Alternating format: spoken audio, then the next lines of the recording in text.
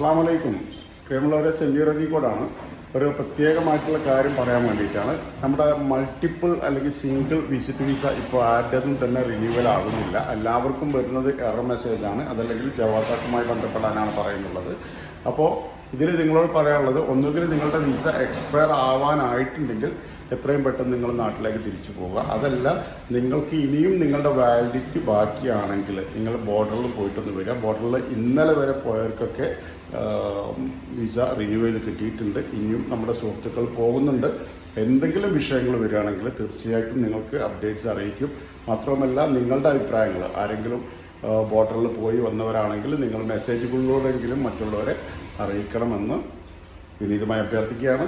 ഈ കാര്യം എല്ലാവരിലേക്കും ഷെയർ ചെയ്യുക. ആരും തന്നെ ഇവിടെ എക്സ്പയർ ആയതിനു ശേഷം റിന്യൂ ചെയ്യാം എന്ന് വിചാരിച്ച ആരും തന്നെ നിൽക്കരുത്. കാരണം അത് നിങ്ങൾക്ക് പെനാൽറ്റിയും കാര്യങ്ങളും വരും. അത് ബുദ്ധിമുട്ടാകും എന്നുകൂടി ഉണർത്തുന്നു.